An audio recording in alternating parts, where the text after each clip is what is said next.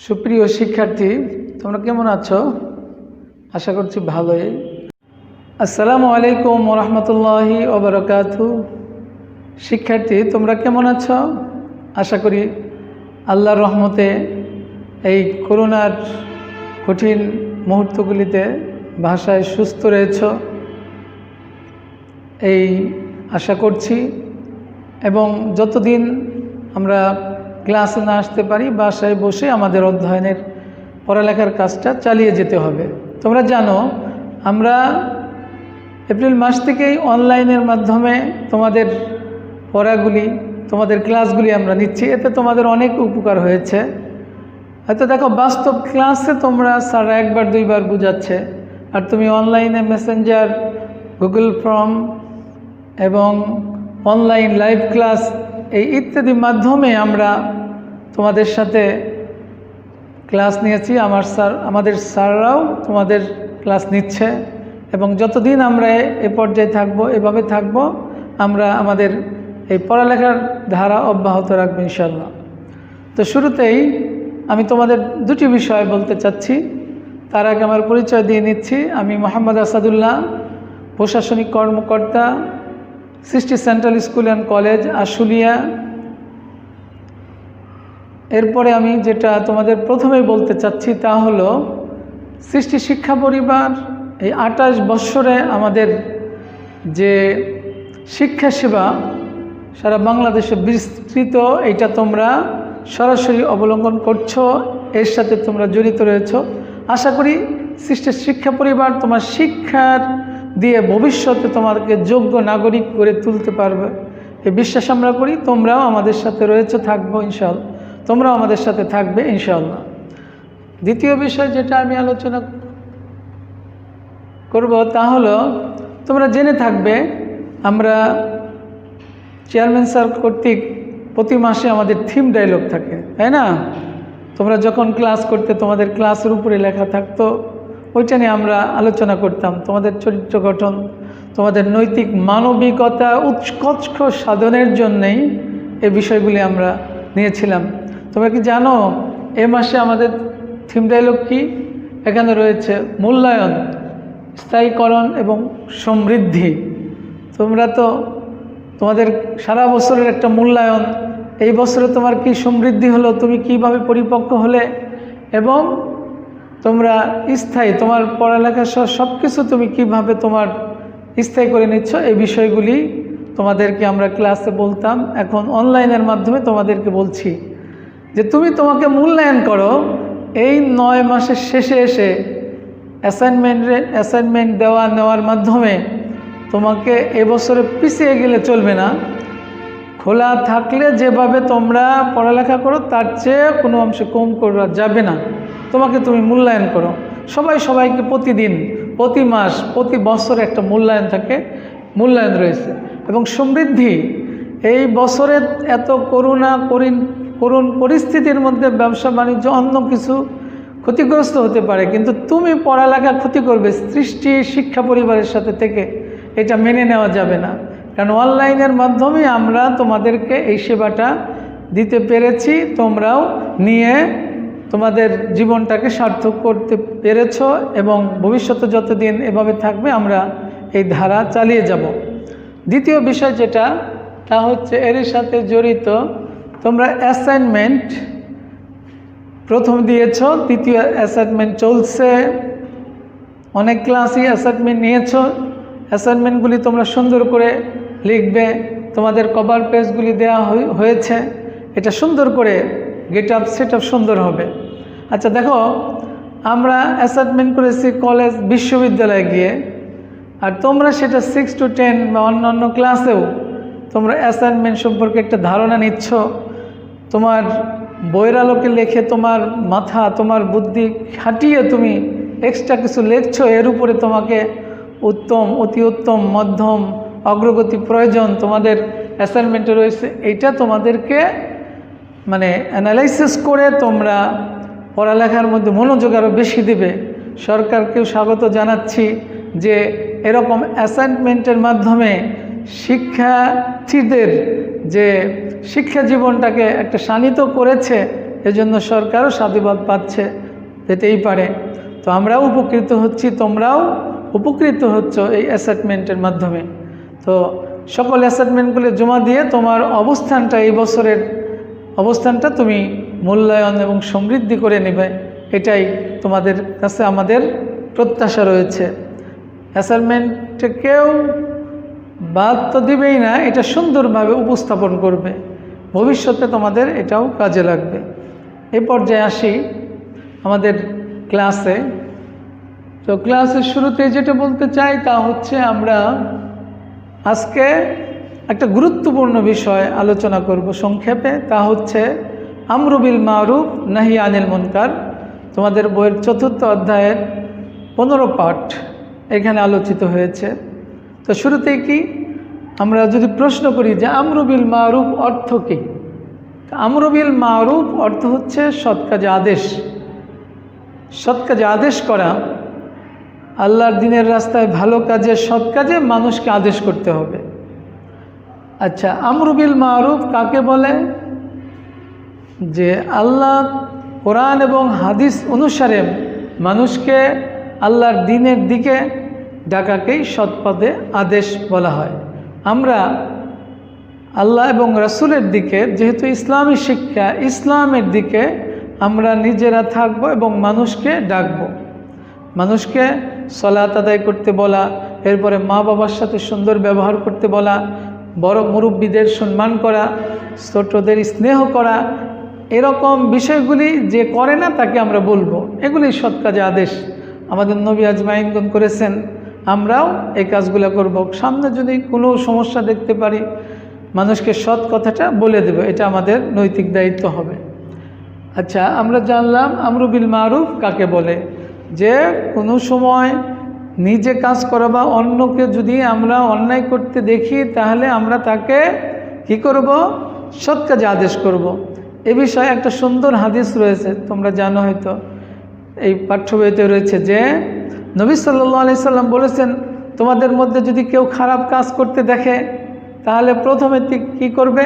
হাত দিয়ে বাধা দেবে, ভাই এটা করো না, তোমরা ঝগড়া করো না, তোমরা মারামারি করো না, তোমরা মায়ের সাথে খড়গহস্তভাবে তাকিও না, এটা বলবে। যদি তাতে সে না থামে, তখন তাকে মুখে বলতে হবে যে এই কাজটা করা ঠিক নয়, এটা করা যাবে না, আল্লাহ নিষেধ করেছেন, নবী নিষেধ করেছেন, এভাবে বাধা দিবে। দ্বিতীয়ত, যদি মুখেও বলা সম্ভব না হয়, তাহলে মনে মনে ঘৃণা করতে হবে। আর এটাই হচ্ছে সর্বনিম্ন ঈমান। এটা মুসলিম শরীফের একটি হাদিস, সহিহ হাদিস। তাহলে আমরা এখান থেকে কি জানলাম হাদিস থেকে? যে কাউকে যদি অন্যায় করতে দেখি বা খারাপ কাজ করতে দেখি, তখন তাকে হাতে বাধা দিব।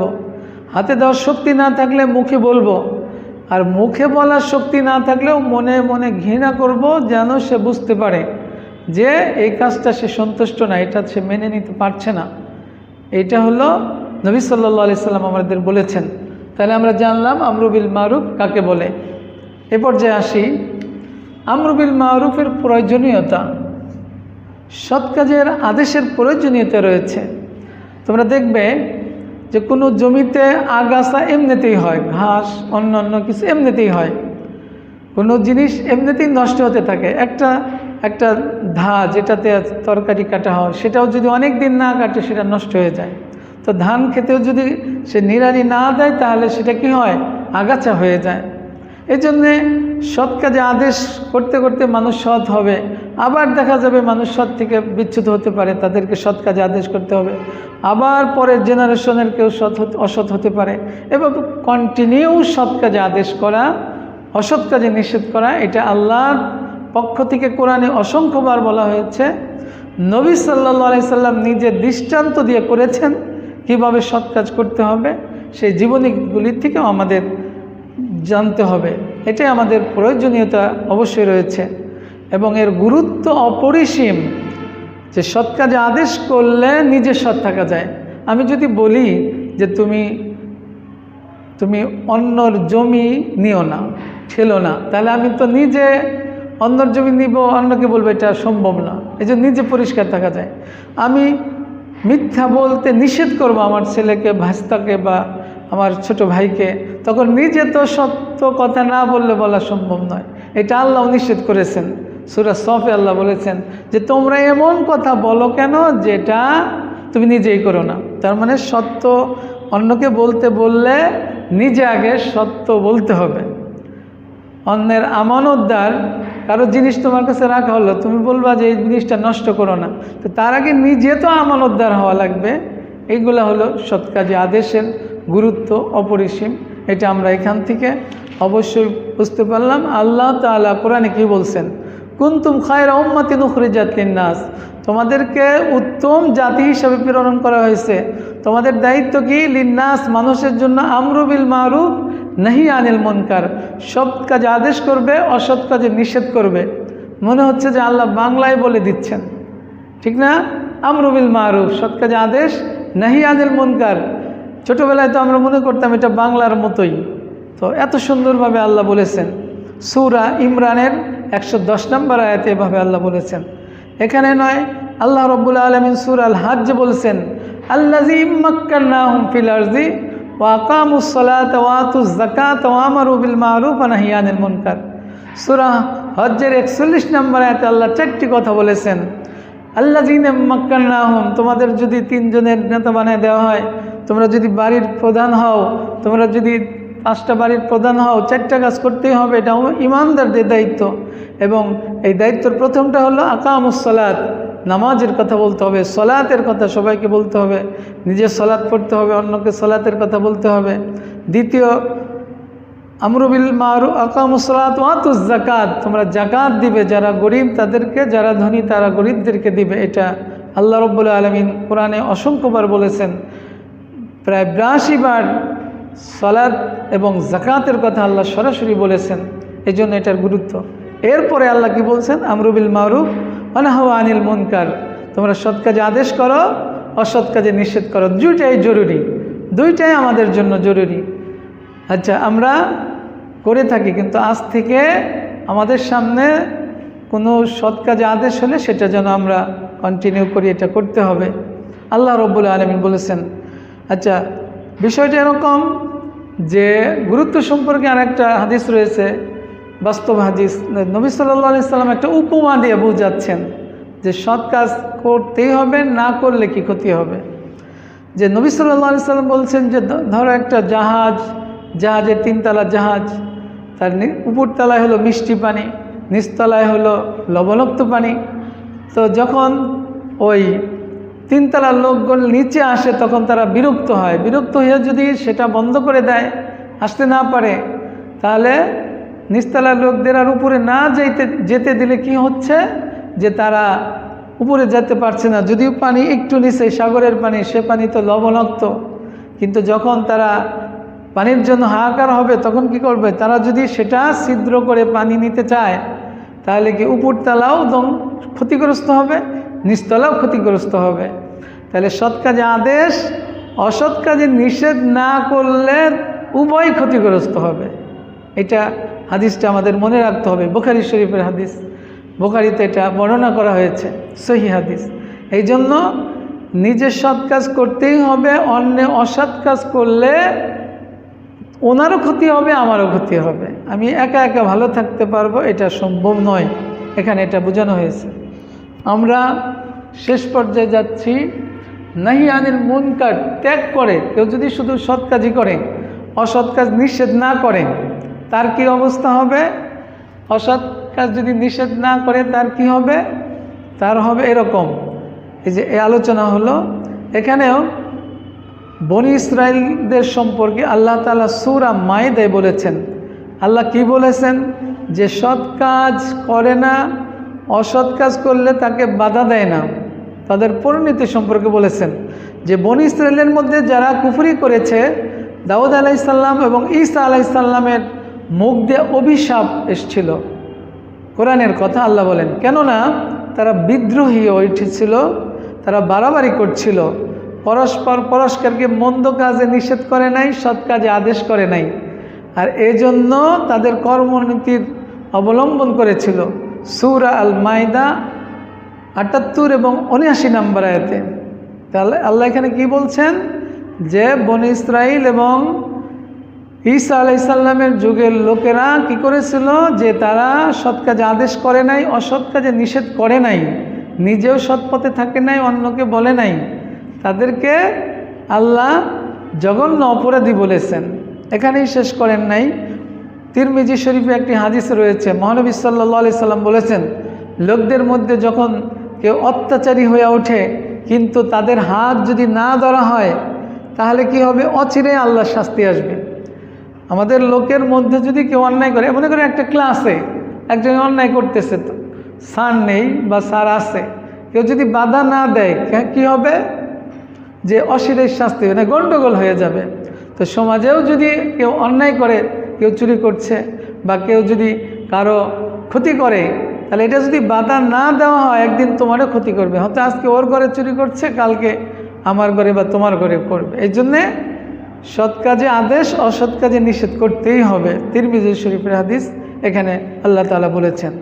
এখানে সুন্দর একটি হাদিস বলেছেন মহানবী সাল্লাল্লাহু আলাইহি ওয়াসাল্লাম, যে সেই সত্তার হাতে কসম, যে সত্তার হাতে আমার প্রাণ, কেননা সেই সত্তার হাতে, যার হাতে আমার প্রাণ, তাদেরকে তোমরা অবশ্যই সৎ কাজে আদেশ করবে, অসৎ কাজে নিষেধ করবে, অন্যথায় তোমাদের শাস্তি নেমে আসবে। এটাও তিরমিজি শরীফের হাদিস। আর এই সময় তোমাদের দোয়া কবুল করা হবে না। তোমরা যদি সৎ কাজে আদেশ না করো, অসৎ কাজে নিষেধ না করো, তাহলে অচিরেই শাস্তি আসবে, দোয়া করলেও কোনো কাজে আসবে না, দোয়া কবুল হবে না।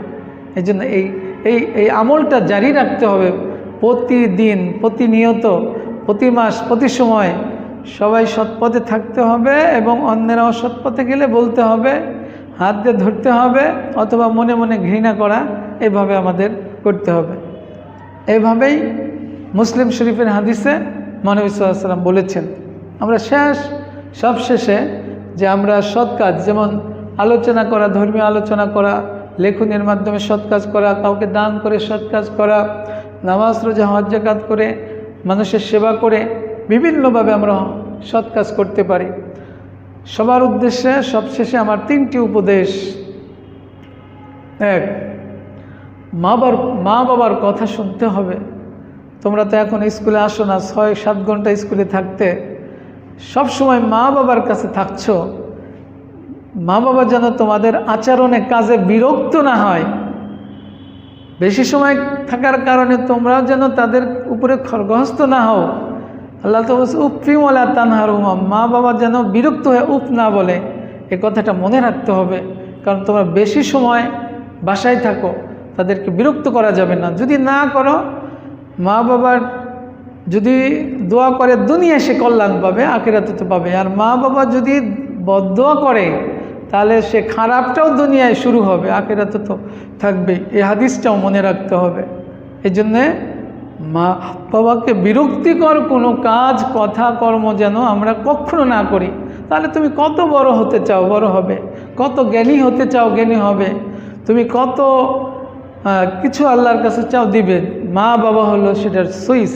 তাদেরকে সন্তুষ্ট রেখে তুমি দোয়া করো, আল্লাহ কবুল করবে। প্রথম উপদেশ হচ্ছে মা বাবার কথা শুনবে। তোমরা সারাক্ষণ বাসায় থাকো দেখে বিরক্ত হয়ে তাদের উপর খড়গস্ত হবে না। 2, সদা সত্য কথা বলবে। তোমরা তো একটা হাদিস জানো যে নবী সাল্লাল্লাহু আলাইহি সাল্লামের নিকটে এক সাহাবী এসে বলল যে আল্লাহ রসুল, আমি তো অনেক খারাপ কাজ করি, আমার তো ভালো হওয়া খুব সম্ভব না, তারপরে আপনি দোয়া করে দেন আর আমাকে কম করে কাজ দেন। মহানবী সাল্লাল্লাহু আলাইহি সাল্লাম বললেন, তুমি সত্য কথা বলবে। লোকটি খুব খুশি যে এই সহজ একটা কাজ দিছে। যখন সে কাজ করতে যায় সত্য বলতে হবে, আর অন্যায় করে না। এই হাদিসটি তোমরা জানো। সদা সত্য কথা বলবে, এটা তোমার অ্যাটিটিউডকে সুন্দর করে তুলবে। সত্য কথার এত বেশি দামি, এই কাজটা যেন আমরা সবসময় জারি রাখি। ভুলেও আমরা মিথ্যা বলবো না, এই বিষয়টা যেন আমাদের সামনে থাকে। 3, সকল সময় আমরা জিকির, আজকার, দোয়া পড়ব। সকল কাজে দোয়া আছে। ঘুমের সময় দোয়া আছে আল্লাহুম্মা বিসমিকা আমুতু ওয়া আহইয়া। এরপরে ওযুর সময় দোয়া রয়েছে বিসমিল্লাহ। এরপরে যখন সিঁড়িতে উঠব তখন দোয়া রয়েছে। যখন আমরা বসবো, এই জিকিরগুলো যেন আমরা করি।